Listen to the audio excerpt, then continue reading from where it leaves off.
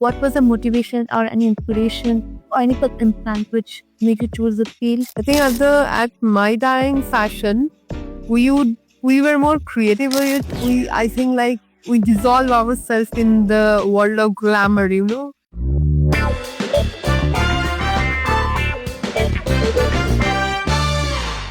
A very warm evening, ma'am. I'd like to extend a very warm welcome to you on behalf of Techno India Group Principal Siliguri. It was a very enriching session, whatever we had before. I'm sure a lot of us learned a lot of new things and enjoyed it a lot. Ma'am, I'd like to interact with you a little more to know you and your work method. Thank you so much. And it is a great opportunity for me also to talk to the beautiful girl with the girls' school. And I'm so happy to share my journey because through you and I see my journey too. Sir, Yeah, sure. ma'am, my first and foremost question is that, ma'am, what made you choose this field? What was the motivation or any inspiration or any circumstance which made you choose this field? Hmm. So when you talk about sustainability, which we talk about as a big subject, but I think it had to be in every household, in every person, and we see it as a big term because we are not doing it. And when I have chosen this path, I think like the purpose of my life has been filled. Like when I talk about success, for a lot of people, the success is like earning a lot of money, buying a lot of cars, or having a lot of money in your bank. Yeah, materialistic. But I think for me, when I chose sustainability, waking up to the bird, seeing a beautiful sunrise, drinking fresh water straight from the tap, the stream, like having making your own soil, I think that makes me fruitful, and that is, I think, success for me. I every night I go to sleep, and I feel like I'm happy. Ma'am, what made you leave modeling? Do you want the glamorous world? What made you leave? I think I didn't leave it much.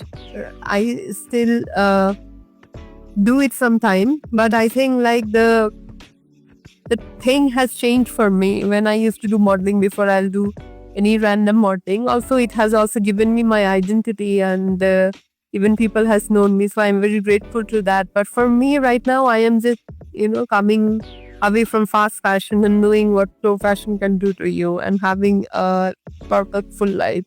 So that has changed me and transformed me. And yeah, that's about it. Ma'am, do you think sustainable fashion is something that contributing to our culture and our country a lot?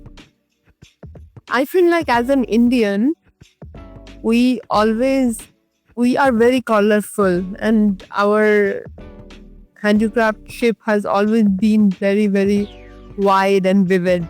But over the period of time, into the way of like fast fashion, we have forgotten. It has always been there. We have always been so fashionable. Like Marathis will wear different clothes, Gujaratis will wear different, Bengalis will. We always had it because we had forgotten it.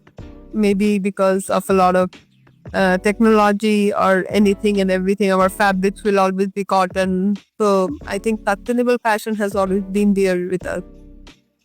Now, moving on to women hygiene. Now, a lot of young girls till date are not very sure of menstrual cup. Now, do you have any word of advice to them? Like, I think menstrual cup, there is a very nice saying what I have heard, and there was by a profound person. I don't remember the name, so I'm sorry. So when you fold a menstrual cup, it's the size of a peanut, right? And when a child comes, the head is a size of a coconut.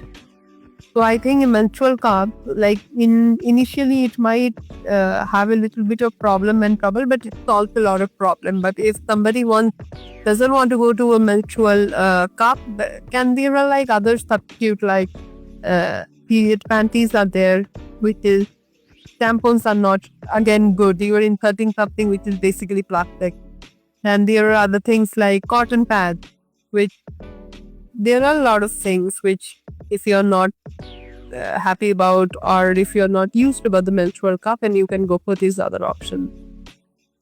ma'am, when you look back at your time of fashion and that present sense, what difference, the biggest difference you find?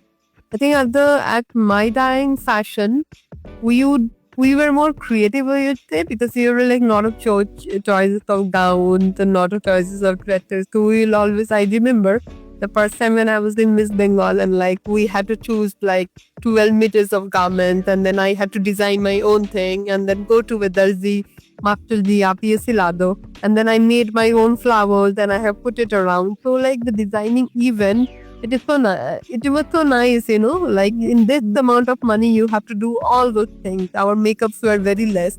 So we had to do the hard work, but now everything is there. There is sponsor, there are like stylists, there is this. The more you get it, the more you want it. But that time, it was more about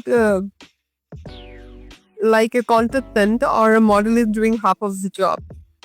So yeah, it was difficult, but it was also amazing to try out new things. We used to be our own stylist.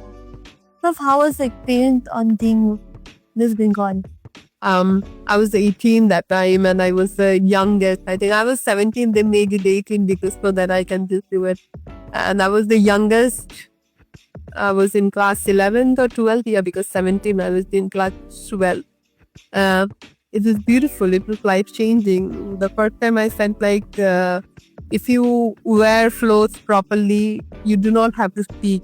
Your personality can speak if you are choosing right type of fashion, if you are choosing right type of garment, if you are choosing right type of your attitude. Sometimes you do not have to talk who you are. A lot of things can talk for yourself. So that's the same thing when I owned Miss Bengal when I was actually a kid.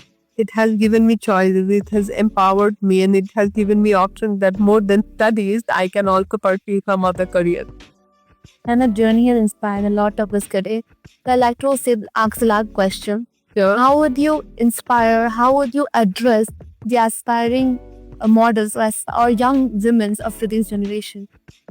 So aspiring models, I would say like you should always have a parallel career. Modeling is not the end of that because nowadays what happens when we go to the modeling, we go so much to the products of like this lipstick, this career, this cream, that cream. So I think like we dissolve ourselves in the world of glamour, like more is more. But I would never say that. You should always have a parallel career. And the main thing I would like to tell today's youngster or the young girls is like the only brand you can wear is yourself. None other brand can actually do justice to you. No amount of clothes, no amount of bags can actually make justice. The only thing you can wear is yourself. So eat well, work out well, study well, do a lot of courses and make yourself so well that anything and everything you wear,